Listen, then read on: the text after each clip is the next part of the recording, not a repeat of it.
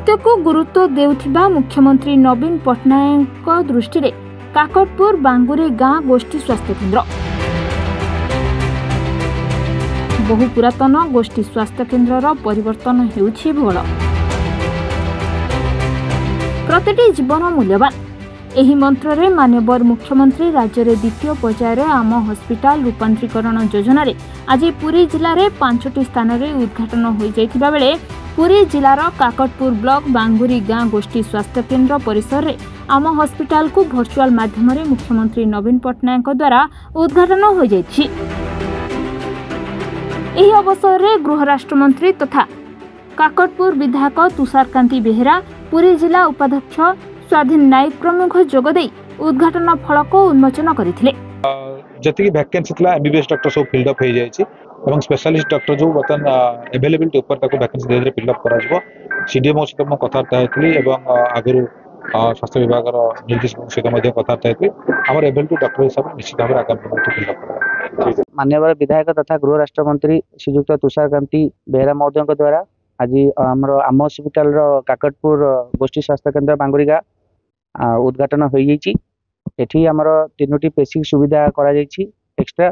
गोटे है आमर वेटिंग एरिया विश्राम करने स्पेस नथिला एवं मिशन शक्ति आम गृह जोटि खाइबा पीबारे बहुत असुविधा होता रोगी मानक तथा सांगे आसीथिबा सहयोगी मानक एवं निरामय मागणा जो निरामय दि जाउछि औषध से गोटे व्यवस्था करा जाइछि एवं रूपांतरीकरण प्रोजेक्ट एटा आम सरकार राज्य सरकार गोटे सुंदर पदक्षेप आ रोगी मानक सुविधा लगी यह बहुत सहयोग करिबो बोली मो आशा और विश्वास।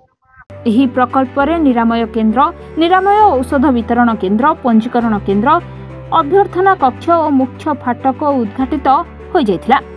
एही कार्यक्रम रे माननीय मुख्यमंत्री को शताधिक लोक कृतज्ञता अर्पण करथिले। किंतु राज्य सरकार कोटी कोटी टंका अर्थ विनिमय रे एभली प्रकल्प लोकंको स्वार्थ पूरण पाई व्यवस्था करुथिले भी हॉस्पिटल कर्तृपक्ष और विभागीय अधिकारी सठिक समय रे पूर्णांग कार्य करि पारि नाहंती, जहाको नै स्थानीय लोके अभियोग आनिछंती। ता सहित एते बड़ प्रकल्पर निर्माण होईछि।